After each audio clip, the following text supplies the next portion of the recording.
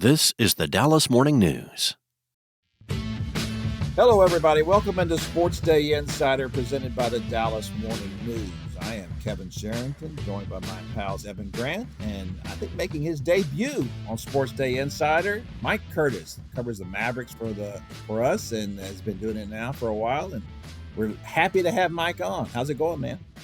It's going good. It's going well. I'm here in New York City for the 2025 NBA draft. I hear there's a pretty popular guy that went to Duke who could be going to the Mavericks. So we'll see what happens. Will they be able to call him something other than that kid from Duke now? I think they've always been able to call him by name. They were just being pretty cautious, mainly Jason Kidd when he was doing his ring of radio and TV interviews. Okay, all right.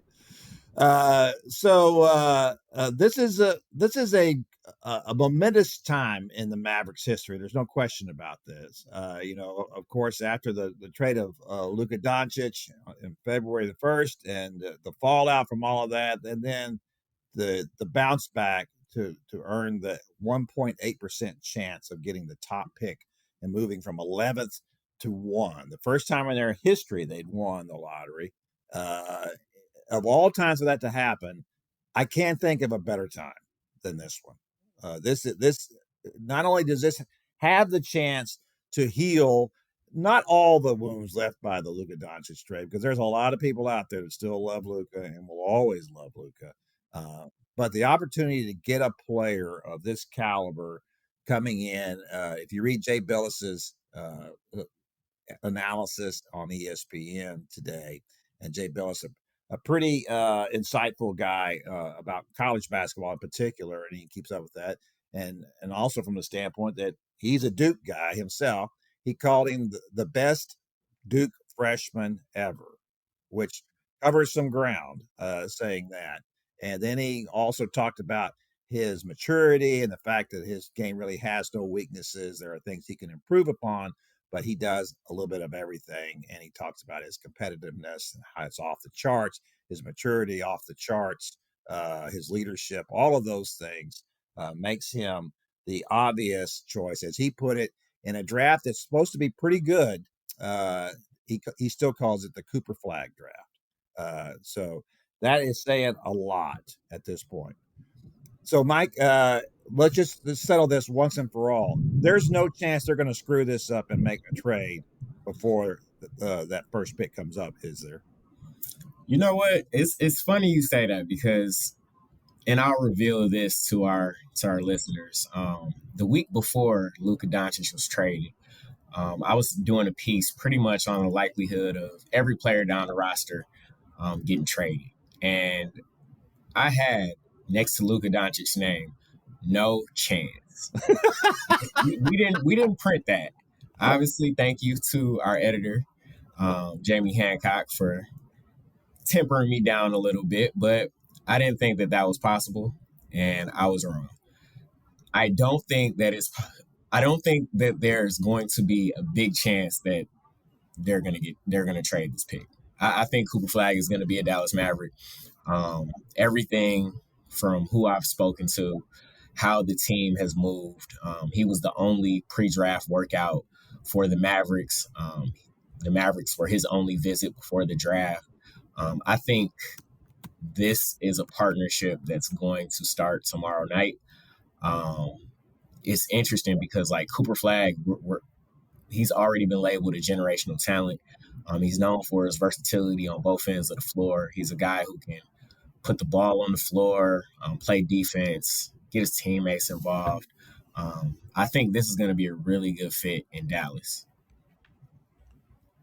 Mike, I'm always the skeptic on rookie mania, I guess would be the right word. And listen, I know that Flagg is far and away considered the number one prospect in this draft, but I'm looking for you to either temper things a little bit or tell me if I should go out and buy a jersey. How much impact is a guy like him going to make this first year? He's had 1 year of college basketball. And this is not a team it's not going to have Kyrie Irving to start the year. So how much impact can he have in that first season for this team? Yeah, I think it's a unique situation. As much impact as he or the Mavericks will allow him to have, I think. When you think about like the team that he's going to, most guys who are going number one, they're going to really bad teams and they're being asked to be the savior of that franchise. There's a lot of pressure put on that kid to kind of change things overnight. And they get ample opportunity to go out and make mistakes, play through them. When you look at a guy like Cooper Flagg, who could come into this situation, he's going to be surrounded with veteran players. He's going to be around two guys who were the number one pick in their respective drafts, and Kyrie Irving and Anthony Davis.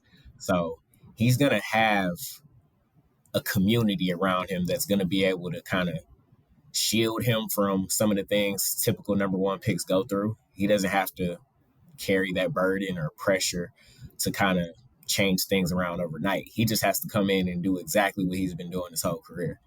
I think if he can do that, if he can play defense, if he can be tenacious on that end, which is what the Mavericks want, that's their whole defense wins championships first mentality nowadays. I think he's the perfect player for that. And if he's able to contribute anything on offense, that's just the icing on the cake. We know he can put the ball on the floor. He can score at the rim. He's a lob threat.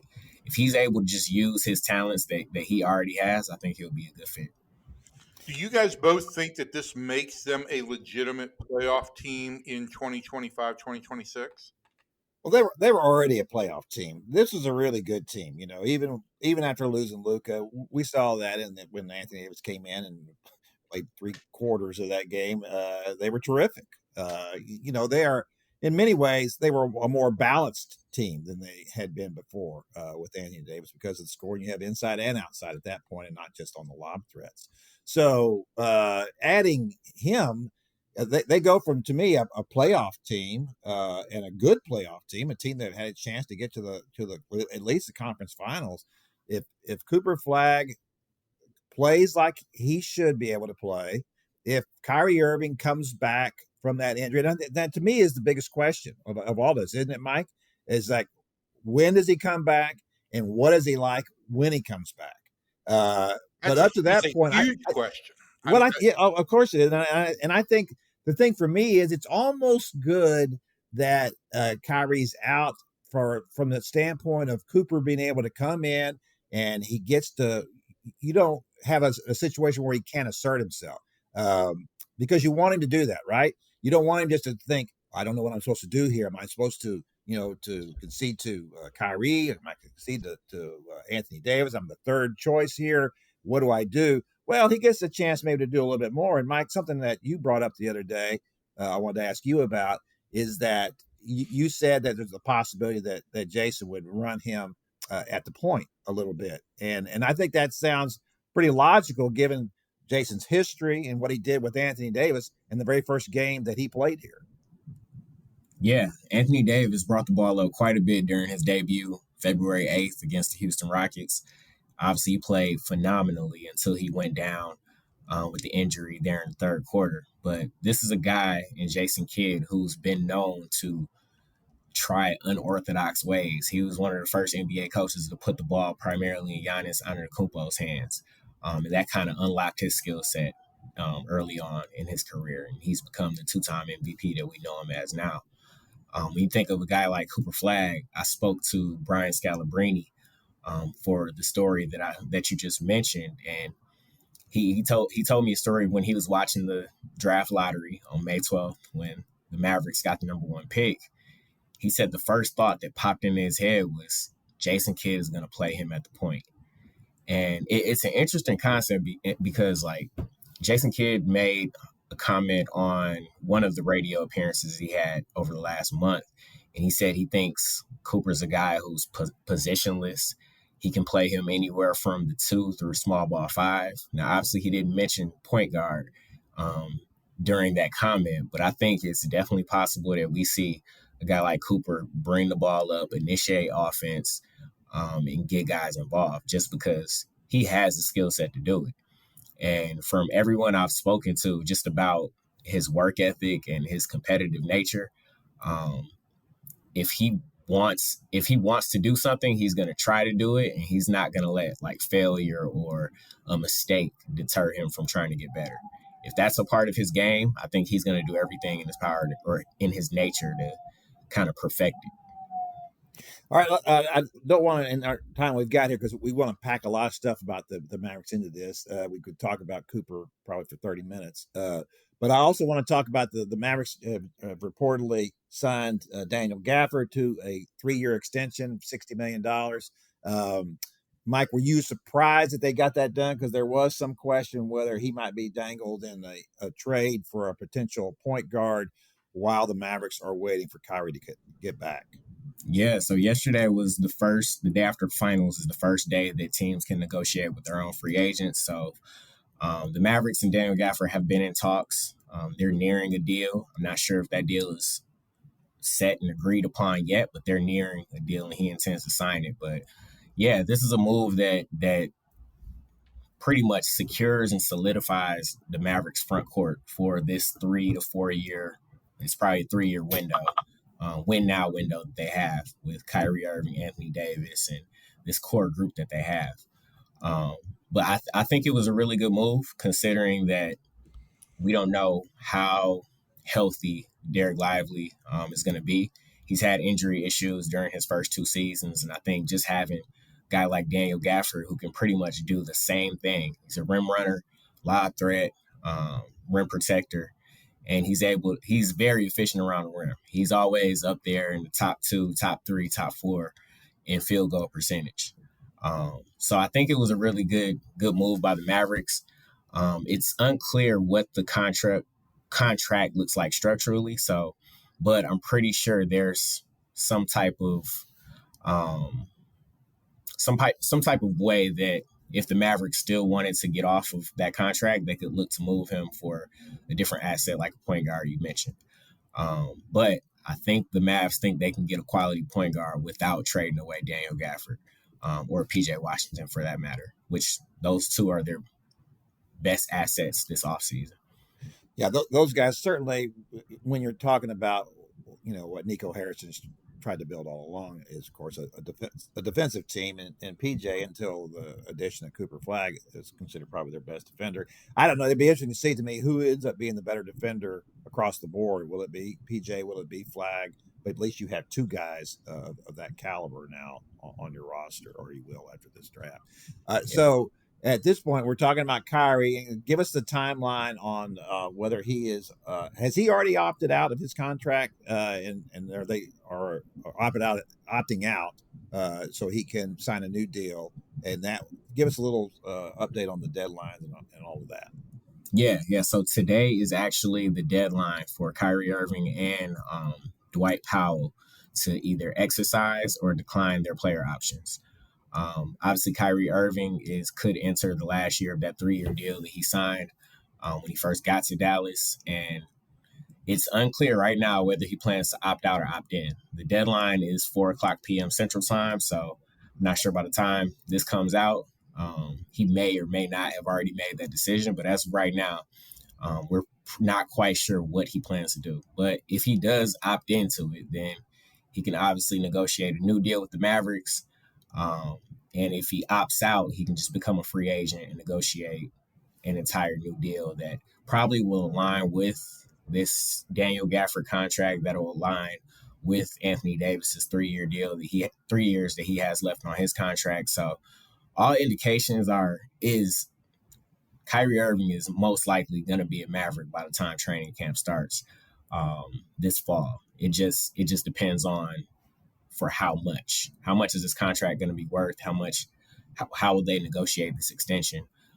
Those are the details that we still need to figure out.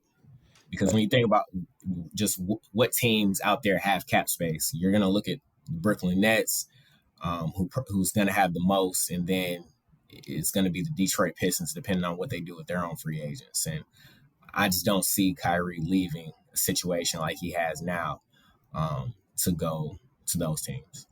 Well, plus, I'm sure he doesn't know at this point, at this age, how this injury is going to impact him long term either, right? I don't see him gambling on himself. In other words, this year, I can see him opting out and then signing a new deal before, as you said, before training camp. I think it's in everybody's best interest to do that.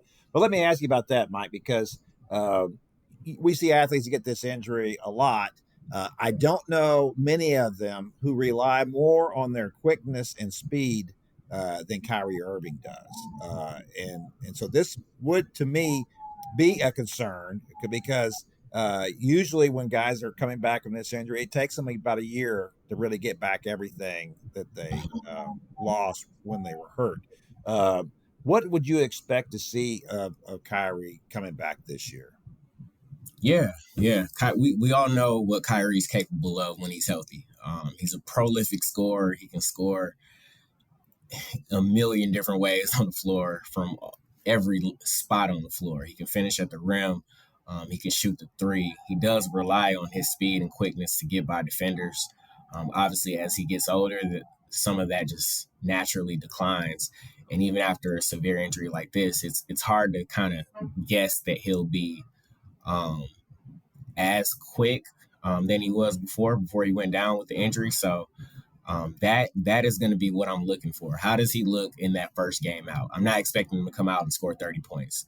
Honestly, I think he'll try to ease his way back into the rotation. I don't think they're going to pressure him to just take that load. I think, honestly, that they would defer more to Anthony Davis, especially if Anthony Davis has been rolling throughout the season as that first option. I think they'll continue to try to feed AD, and if Flagg has grown into form by then, maybe he's still in the mix offensively. But I think it's going to be a process. I think the main thing is, can this team gel and mesh when Kyrie does return in enough time for the playoffs so they can just go on a run? That's going to be the biggest question. They're going to have to use that month and a half, 2 months, whatever it is, of the season that they have left to get ready for the playoffs. Well, we certainly saw Kyrie when he played next to Luka, right? He deferred to him. I mean, over and over again. Sometimes too much so, but lots of times, especially in the first half, he let Luka get his points and kind of take over the offense, and then he would move in when he needed to do that. He's been, and I'll be the first to say, I wasn't sure what Kyrie was going to be like when he came here. There was all the baggage off the floor, right? That, we weren't sure about what he was going to be like. And I think he was a little defensive, maybe at first about all that. And then whatever happened, whether it was just being in Dallas, whether it was Nico Harrison, whether it was Jason Kidd, whatever it was, it's been a wonderful transition for him here. He seems very happy. And as you said, he's been a great player. And that's the thing, even at his age, when we talk about his,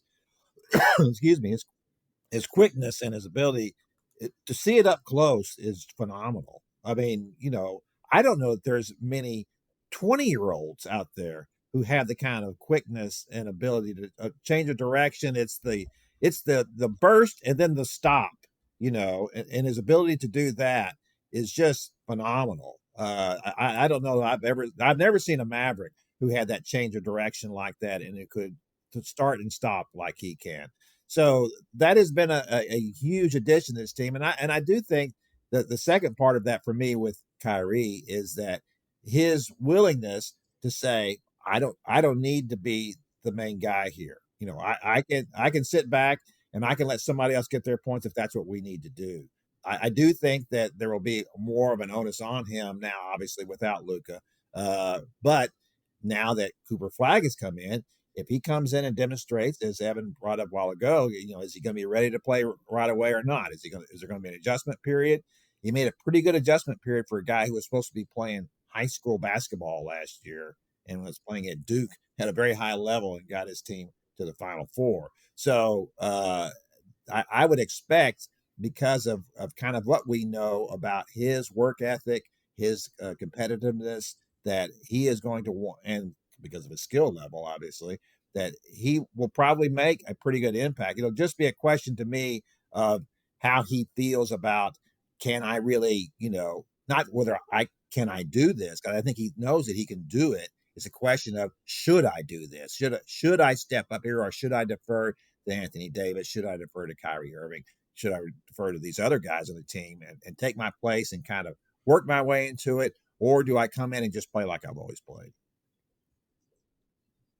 So, what else do we need to talk about on this team? Is there anything else that we're left? Oh, we got to talk about if you think that they're going to add a point guard here. Are they going to trade for a veteran? They're going to sign a veteran. Who are the options out there for the Mavericks before Kyrie gets back? Yeah, it looked like Evan wanted to say something. I'm not sure if. No, it was just gas. Okay. Okay.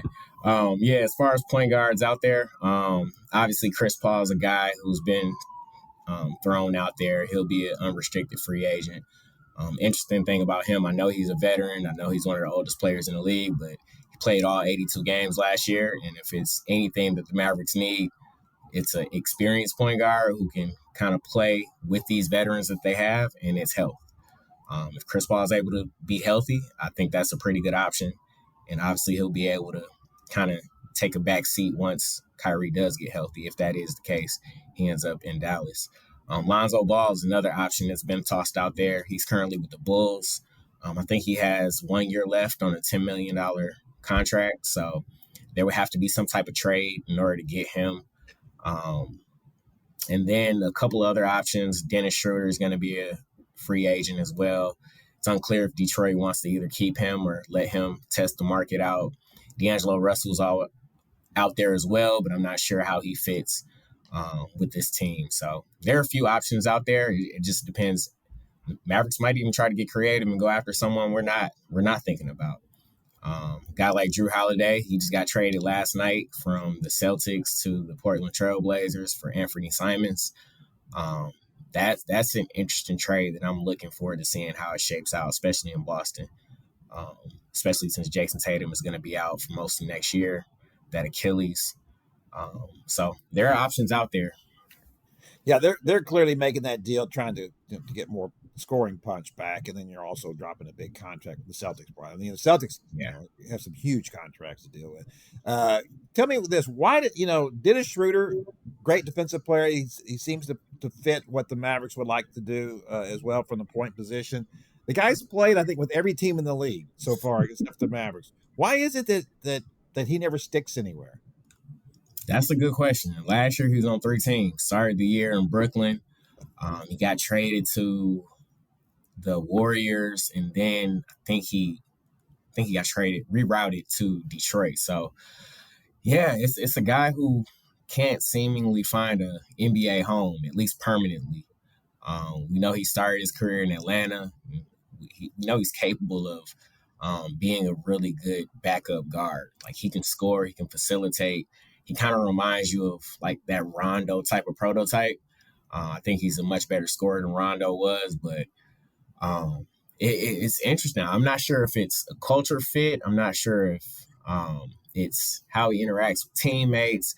I know people say like they hate playing against him, but once they're on his team, like it's a guy you want to be on your team. So I'm really not sure what it is with Dennis Schroeder. I've never covered him. Never even asked him a question like in an opposing press conference, but it is an interesting situation. Well, those are the big things, right? As you mentioned too about Dwight Powell was also they're making a decision on him. Is this the end for Dwight Powell, or is he got a place on this team?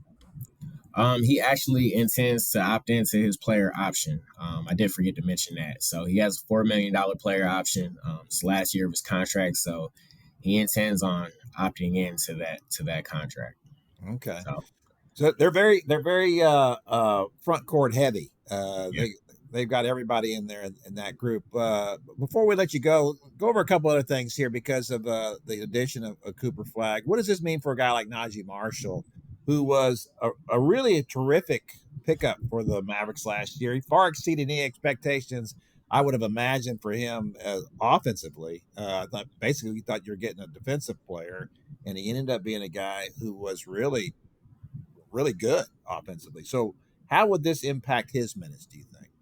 Yeah, it's going to be interesting depending on if Cooper starts or if Cooper comes off the bench.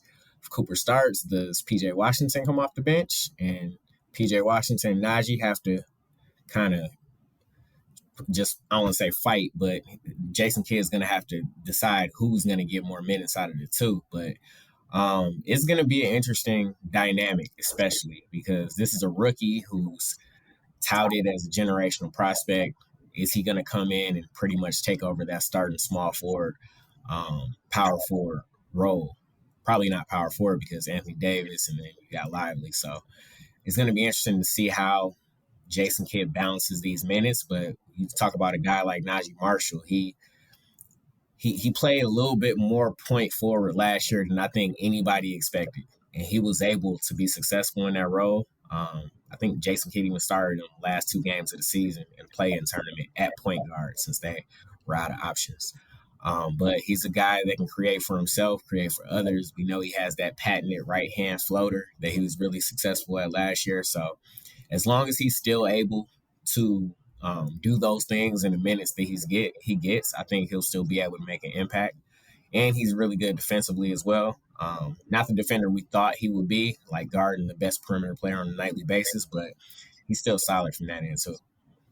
So I guess if you're going to give Flagg some minutes at point guard, there's ways to make this all work with these guys. And I'm sure that's the way that Jason's going to try to sell it to these other guys, right? Is that everybody's going to still get their minutes? We're just going to be moving people around, or we're going to have more versatile pieces.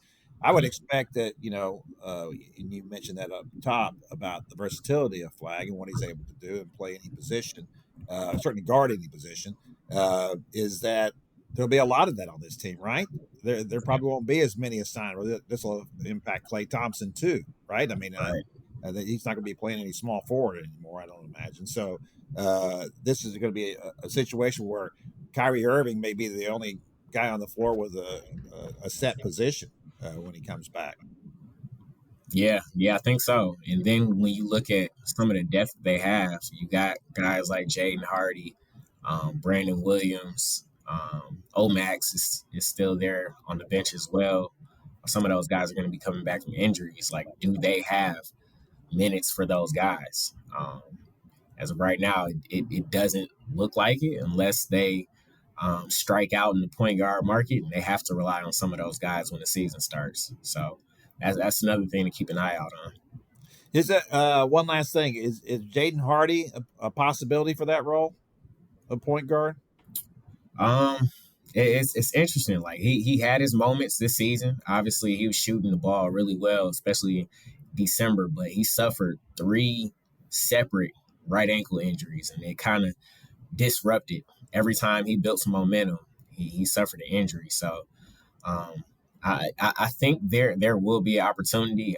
I'm just not sure if it'll be as much as it was last season. Yeah. Evan, you got anything left for Mike before he gets out?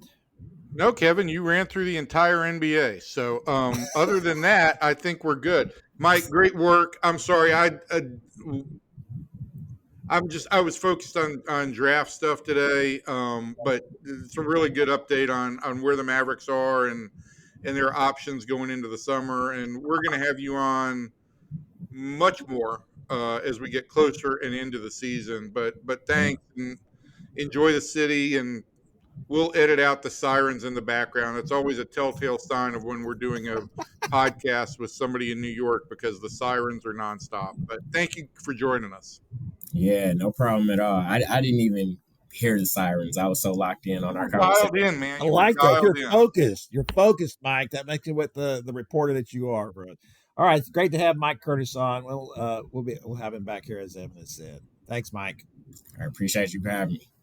All right, so Evan is in Baltimore. Have you had any crabs yet? You didn't. I didn't ask if you got crabs. I was asking, have you eaten any crabs yet? I did have a crab grilled cheese sandwich for lunch yesterday, and then I'm going to, as we speak, as soon as I get out of here, I'm going to meet my old friend Thomas O'Toole, formerly of USA Today's sports department, for some crab down by the water. But Kevin, it is 100 degrees here. I mean, like, they're just pulling the crabs out of the water and they're already cooked. They're already cooked. I like it. It's amazing. They're already cooked. The heat index at first pitch last night 112 degrees. Oh my gosh. Yeah. Yeah. Yeah, because you factor in the humidity there, it just has to be off the charts. I Oh know. my. It was not a pleasant scene in the press box, but we made it through. What was worse and more painful was watching this Rangers offense, which I grow more and more doubtful about with every day. So Evan, give us just the to me the most significant stats about the Rangers this year, besides the fact they're last in everything offensively, are one, they have not come back to win any game in which they have had more than a 2-run deficit. And secondly, the ones that you cited last night from the game last night about what this team does after the 7th inning offensively. Yeah, I mean it's stunning. I kind of got a bug around the 7th inning when I think the Rangers saw 6 pitches in a 6-0 loss to a guy that had never gone this deep into a game. And look, at that point in time, Trevor Rogers is throwing all strikes. I do get it, but it just made me start looking and thinking a little bit about this team's ability to come back, and the numbers just are stunning. They are last in the big leagues in pitches seen after the 7th inning, from the 7th inning on, last in walks, last in batting average, last in on base percentage, last in OPS. And this is why this team has won 3 games in which they were tied or trailed after 7 innings. To give you a little bit of perspective, Kevin, last year they won 18 games over the course of the season in which they were tied or trailed going to the 7th inning or after the 7th inning. This year they've won 3. They're on pace basically for 6 because we're basically at the midpoint. So that's a third of the ability to come back that they had on a team last year that was basically seen as an underachiever. One other stat on that: last year they won 36 games in which they trailed at any point in time during the season, during the game. This year they've won 10 of those games. So again, they're on pace for about 20. It's nearly a 50% drop in what they were able to do last year. And last year was a down year offensively as well. So I think that what I thought last night, maybe it was just the heat of the heat of the moment, pun intended, um, was that's as damning a stat about this team as anything. This is a team that just doesn't have an ability to come back. No, they're not counter punchers. That's what I wrote about them for Sunday. They just don't seem to have that ability. And I don't want to dump on Wyatt Langford, who clearly is one of the top 2 or 3 players on this team, and has had a good year. He struggled lately, but he started to kind of bounce back a little bit. But when he told y'all after the game that this is it's really hard when you haven't been hitting the whole game to think that all of a sudden you're going to score 6 runs, in the 7th and 8th and 9th inning. I get what he's saying there. I get the fact that, you haven't done anything up to now. Why then? But it's like, but that's the thing about baseball is that each inning is its own separate entity, right? Anything can happen in any one of those innings. It's like the day before when the Rangers gave up 5 runs in an inning, right? They're just, anything can happen. And that's the attitude you have to have going into the 7th, 8th, and 9th. And so I'm not expecting Wyatt Langford at this point in his career, is still a very young player, to understand that, hey man, you just got to roll with it. And you have to always expect something else is going to happen here. I think that's an indictment of the leadership of this team, and I'm not going to put that on Wyatt Langford's lap. He's still too young to be assuming that kind of role, especially on a team with the $1 million middle infield. This is a time for those guys to be stepping up and doing something. And of course, especially in Corey Seager's case, he's not doing that at all. No, I think you make a good point here. This is something that's got to be done at the player level. When this team functions the way a team should function, it's a really good team. But when they face any type of adversity, it seems like it just becomes too much of a hurdle for them to overcome. And I know there's still a lot of baseball left on the schedule. I'm not sure there's a lot of baseball left in the Rangers time frame before they have to make a decision about where they're headed, but we'll get to that in a minute. But I just haven't seen any signs. Like I think that the Rangers, I think the front office, I think everybody is looking for a sign from this offense to say, okay, something significant is moving in the right direction, and nothing ever appears. And it's just with each passing week, we add some other damning stat to the collection of indictment type stats of this team. Well, even going to Pittsburgh, a bad team, you didn't have to face Paul Skeens, so one of the best pitchers in baseball.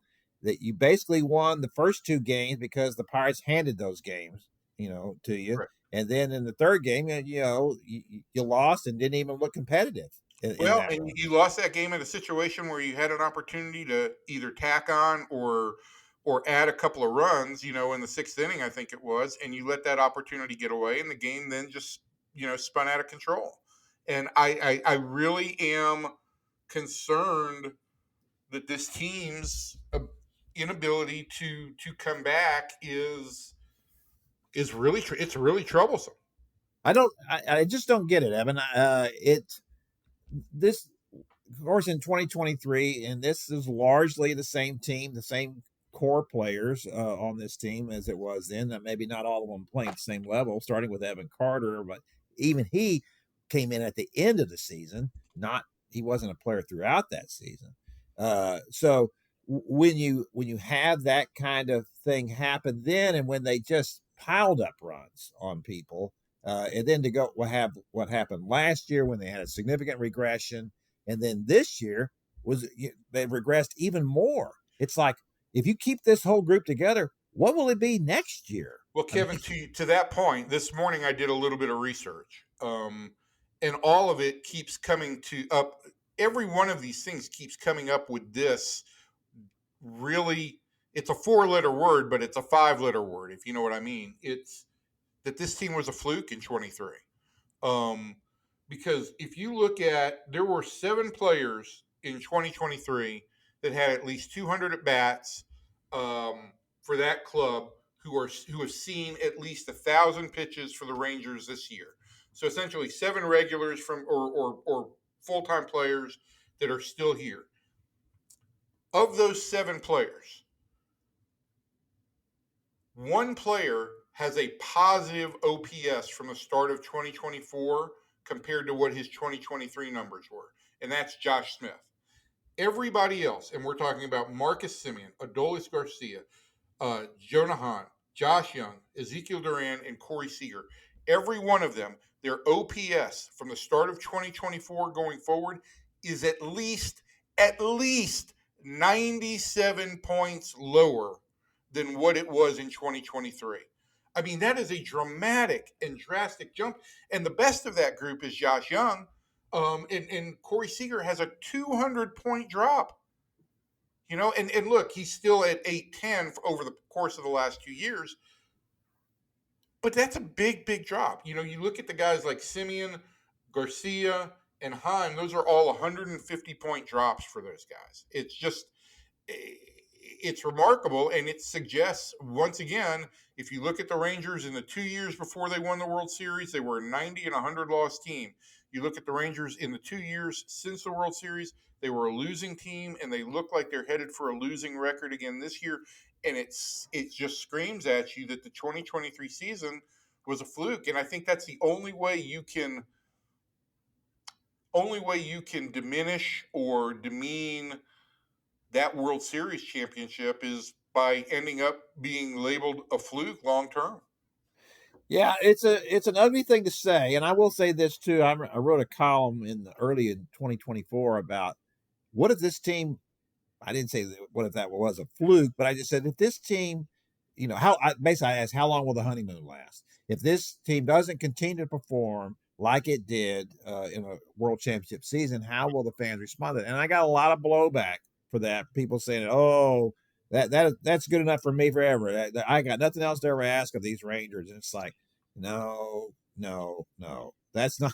You and I have had that discussion before. Like when the Braves in the '90s, they won one World Series, uh, and they were considered like baseball's great underachievers because they were in the playoffs every year. They were a great team, great rotation. But to me, I take that over winning one and then out.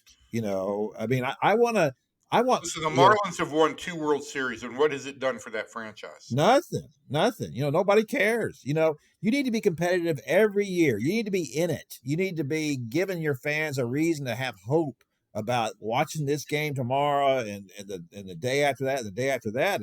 And this team, I think, as you wrote today and have written and I've written, there's nothing this team that it has shown us and more to the point, shown Chris Young that makes you believe in it. Why would you? Well, the pitching does. The pitching makes you believe in them. Well, the pitching does, absolutely, and but to me, that's the great crime of all of this. The Jacob deGrom has looked as great as he's ever been, and Nathan Eovaldi's pitching well, and Tyler Mahle was pitching well before he got hurt, and the bullpen has actually kind of held up okay, and better than okay. They still need a closer, but all of that part of it they've got, and they've never had that. Even on the World Series teams, their pitching was just average, at best. And now they've got that, and now they can't hit. And I, in the 40 years I've been around this team, they could always hit.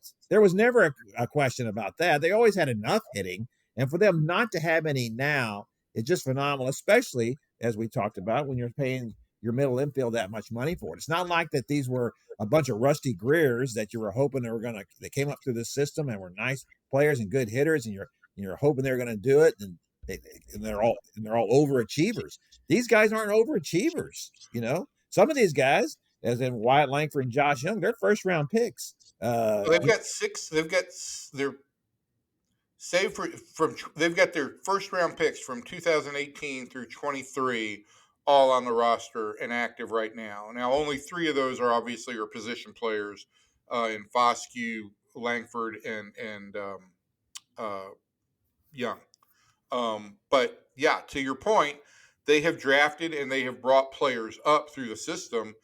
I just don't know what to say about this team. Other than I think it also risks. I think this is a column at some point in time for one of us. But if this continues, I wonder if this goes down as the biggest underachieving Rangers team in history. This particular version. It'd be right up there. It certainly is in my estimation. I can't speak for the 72 to 84 teams. Right. For most of those teams were just terrible. There was nothing expected of any of those teams. No, they're not. And Billy Martin came in and he made a winner out of them that one season, and that was, but that they were considered overachievers then, certainly not underachievers. No, there's never been a time. Well, first of all, there's never been a time they won a World Series, and then you come and you're trying to defend that, right? You're always going to be looked at that point as if you're not even making the playoffs. Surely you're underachieving. So, how is this going to impact Chris Young's thinking then? I mean, you alluded to it earlier that he probably won't wait until the deadline to make a decision on this team. I don't think he will wait until the deadline. I also think what's going to be interesting here is if this team doesn't respond, how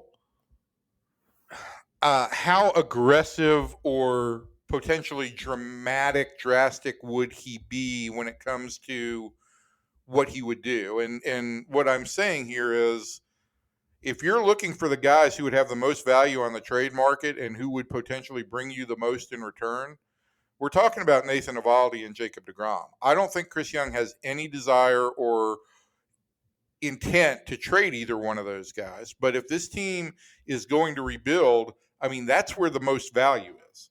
I think in all likelihood, the Rangers have until about the All-Star break to figure this out. Coming out of the break, right, they play Detroit for 3 games, so that's not going to be an easy task.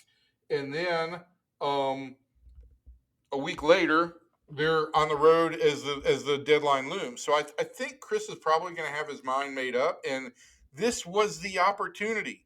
They've played 16 consecutive games. It's going to run to 18 with the end of this Orioles series against teams that currently have losing records. And so far, they've done okay. They're 9-7 in those games, but they removed all margin of error with how badly they performed in the first 2 months. And so they needed to make hay here, and they haven't. And so I think it continues to push Chris towards a position where he says, okay, what do I do? Now, with Mally hurt, I don't know what his value is. I don't know if he'd be back before the trade deadline, and that would obviously be a big piece that they'd be willing to trade since he's in the last year of his deal. They've got some relievers that would have a little bit of value. I just don't know what their value pieces would be to trade that would start a significant makeover, unless again you say, hey, would the Rangers be so bold as to say, would anybody consider a Rafael Devers type trade with Corey Seager? Yeah. I mean, really, at this point, Evan, everything you're talking about, and you're right. First of all, most teams are trading for pitching at the trade deadline. And so that's the one area that's performed well for the Rangers, and it doesn't do anything for you long term. If you're coming back next season with the same team, the same lineup, why would you expect anything different? I'm not expecting anything different. I'm not expecting anything different in the second half from these guys. I'm not expecting anything different next year. This is who they are. They might get marginally better, here and there, but they're not going to bounce back. They're not going to be like they were in 2023.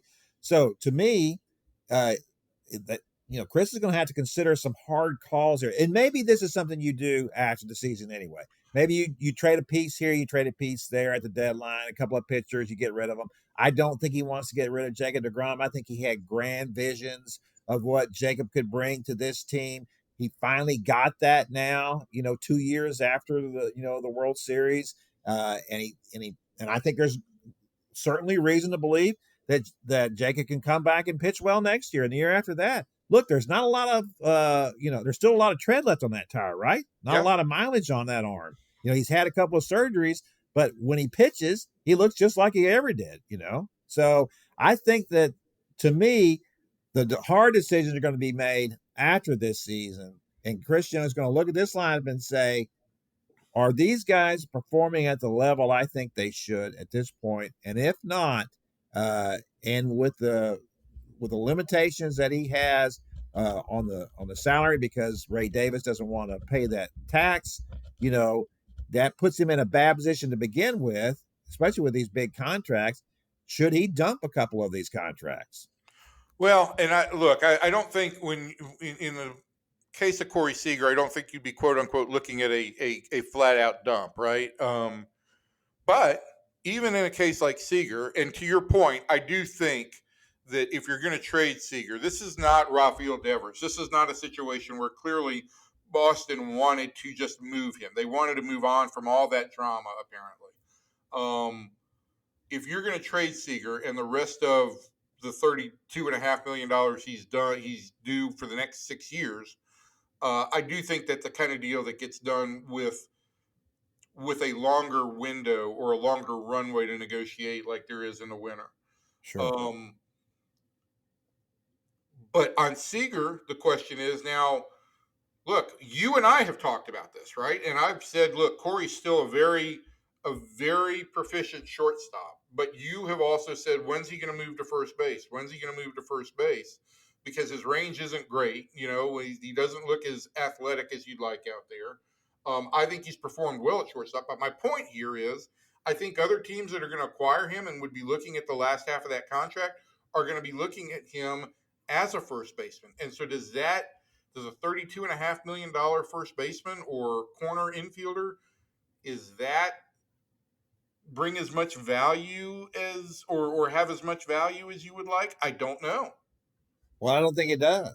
I think usually that's that kind of thing.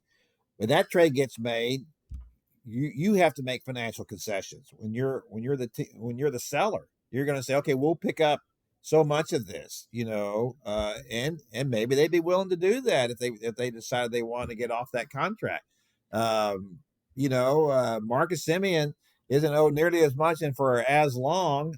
He is hitting now, but he's certainly gone through his funks as long as he's been here. And I guess what would could drive all this as well is what when is Sebastian Walcott going to be ready? Right? I mean, right now you could, if you were to trade Seager, and obviously we're bringing this up. It seems like we buried the lead. But if you're going to trade Seager, then Josh Smith could play shortstop, and he's proficient and certainly be good enough at that. Question being, as you brought up before about him, how would he hold up physically, playing, being a full-time shortstop, that kind of thing. But Walcott is the one big player, one big prospect left in that system right now. I mean, there are other guys who are considered nice players, but this is a guy who's a potential superstar. But there is, Kevin, on that front, let me just say this, right? You do have Walcott, and he is still playing shortstop at Double-A Frisco, which to me is an indicator that the Rangers at least think the possibility of him playing shortstop in the big leagues is still a realistic possibility. If they were thinking that this guy could make any impact for them in the second half, I think he'd be playing of a playoff race. I think he'd be learning some outfield right now. But look at third.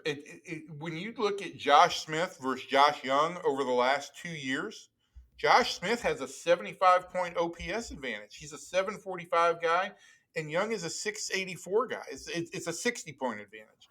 But my point is, you may be looking at a situation where you play Sebastian Walcott at shortstop long term, and maybe Josh Smith becomes your third baseman if Josh Young doesn't turn it around. Well, there's no question about that. I mean, I had a conversation with one of our pals out there who's been in the game a long time and has been a coach and a scout and done a little bit of everything. And I just kind of went over some of the players, and we were talking about Josh Young, and I said, he was an all-star as a rookie, right? But I haven't seen that since. He's not played at an all-star level since then. What he looks like now is just a very league average third baseman, and maybe a little less than that. And he's obviously been hurt a lot, and that has been a factor. But he's played a lot this year. He's had a big enough window at this point in his career. If he's going to be something special, if he's going to be a perennial all-star, you'd be seeing that from him now. He played college. And now he has been in the league for a few years. He should be better than what he is right now. To me, he's one of the biggest disappointments. Of course, Adolis Garcia, we've talked about that before. I think, he's made a concerted effort to, pick up his defense in right field, and he's playing really nicely out there. He plays okay. But if you're going to have payroll questions, to me, it's not good enough to bring him back next year. I think these are legitimate concerns. Then when you talk about, they bring in, Chris Young brings in Higashioka, who hit 17 home runs for the Yankees last year, and he's hit one this year. Jake Berger, who hit 63 home runs of the last 2 seasons. He's got 10. It's just a team-wide epidemic. I don't know where you turn and look to anybody except for Wyatt Langford and Josh Smith as guys who are performing up to the level that you would expect of them. Yeah, I mean, look, I think there's still some X factor or some wild card factor with Carter based on the amount of time he missed with the injury. I think even to some extent with Young, but the numbers with Young, he has played a lot this year. And look, since the start of the 24 season, Josh Young is a 249, 292, 392, 684 player. That's got to improve. And if it doesn't, then you are starting to look at situations. He's still got minor league options remaining. He doesn't have enough time to refuse an option. You've got a guy in Josh Smith who, if everybody is healthy, deserves a spot in the everyday lineup. So I don't know what the future holds, but there are a lot of guys who have got to either turn it around or face that. Like in the case of Heim and Garcia, they're probably not part of the picture next year. Josh Young should be part of the picture next year, but he's got to pick it up. Josh Smith has made himself a part of the future here. The jury is still out on Carter at this point, though there are times when he really shows great ability, and then there's times when you worry about whether or not he can stay healthy. And even Langford, I think Langford has he's basically this year. I think the Rangers would like to see a little bit more of a ascent, but he's done fine this year for a second year player. Yeah, he is fine for second year player, but that's the thing. There was hope that he was going to be a superstar, Right. and I think usually when guys are superstars, they start out that way. You know, they there's not much of a runway before they've lifted off. Like he's been compared to Mike Trout. Well, go back and look at Mike Trout's record when he started out. Boom, he hit the ground running. Now, I still think that Wyatt Langford's a really good player, and I don't want to denigrate any of that at all, especially on this team, because frankly, where else do you start? And that's the other issue for me, Evan, is that it's not like there's a lot of guys knocking on the door. Justin Foscue, I don't think he's the answer. We see that Zeke Duran is who he is.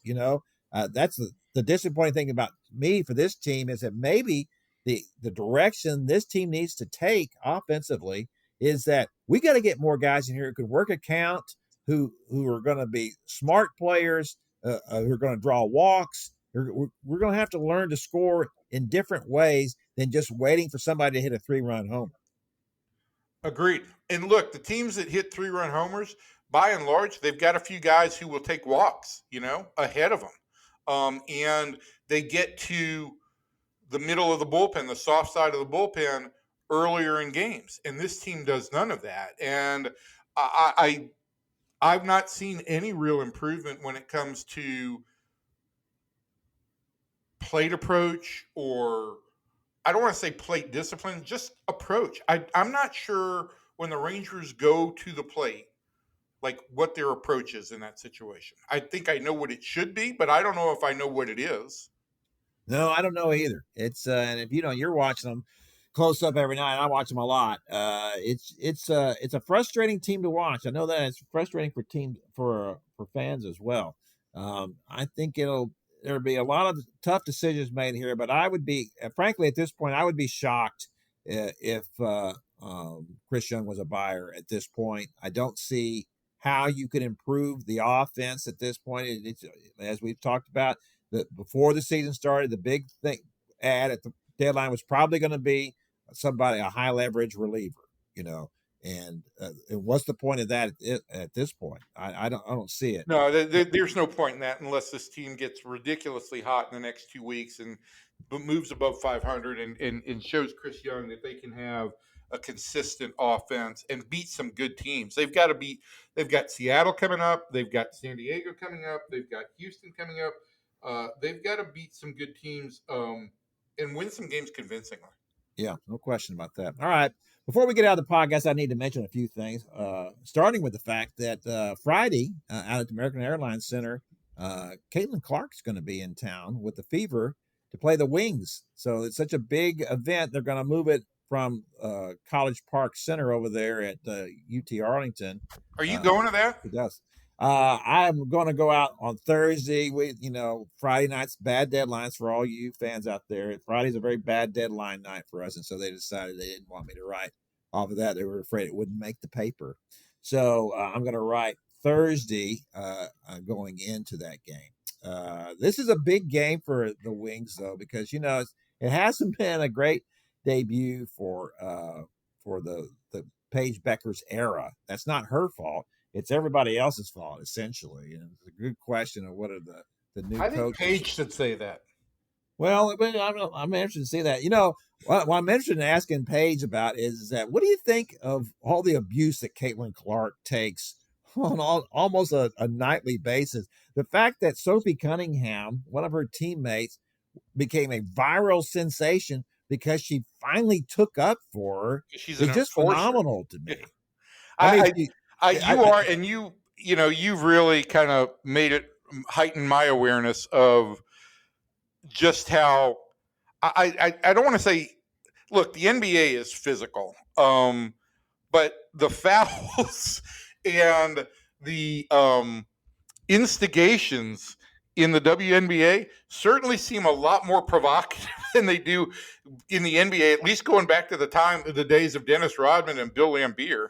It's like WWE out there. I mean, there's no subtlety to any of it. Maybe I've told this story before, but when I was in high school, I was sitting on the floor at a game at Hoffenheim's Pavilion between the Rockets and the Celtics. And so, I'm just a teenager. My first real exposure to something like this up close. I'd watch games on television, of course, but not ever like this. And so little Calvin Murphy, 5'10", makes a great shot. And the crowd goes crazy. And so he's coming back down the floor towards me where I'm sitting. And Paul Silas, the big, hulking forward for the Celtics, is also coming back towards the floor. Well, the crowd's still going crazy about Calvin Murphy's shot. And they kind of cross at midcourt. And as they cross, Silas just almost imperceptibly raises his left knee just enough that when Calvin crosses in front of him, he trips over him and spills on the court. And Silas just keeps chugging on down the court like nothing happened. And I thought, see, that was how the NBA, players assert themselves, kind of subtly, but it's still with a devastating effect. Whereas what we're seeing in the WNBA is women pulling people's hair, and then just plowing into people out of nowhere, gouging people in the eye. Now, I realize in the NBA, guys are hitting people below the belt a few times, and I'm not saying that some cheap shots don't happen. But what's happening in the WNBA, and especially to a woman who has raised the level and raised everybody's boats, right? And there's apparently all this residual, envy, anger, or whatever towards Caitlin Clark, until finally one of her teammates had the gumption to say, hey, enough's enough. We're not having any of this anymore, because that's what you would see a lot of times is that somebody would make a cheap shot on Caitlin. She'd be sprawled on the floor, and one of her teammates would just kind of meekly walk over and help her up. It's like, that's not how it works in the NBA. If you're going to take a shot at my guy, I'm taking a shot at you. That's the way that it goes. But there's none of that going on, or not enough of that going on in the WNBA. So anyway, I don't think that Paige Beggars has seen that kind of, animosity. I don't think anybody else has, but I am interested to see what she may have to say about that. Also, this week, we've got LIV Golf out at Merido in Carrollton the second time. This will be the second round out there. I'm not going out this week, and I went out. I'll be doing the Rangers on Sunday, as a matter of fact. But I went last year, and I'm going to tell you this. That's a really tough course, and the players like it from that standpoint, but it was miserable out there. It was so hot. There's not a lot of shade out there. When fans, as I was walking the course, fans were telling the other fans, hey, there's some good trees on 14. There's some good trees. When people are asking where the trees are instead of where the best players are, that's not a good sign.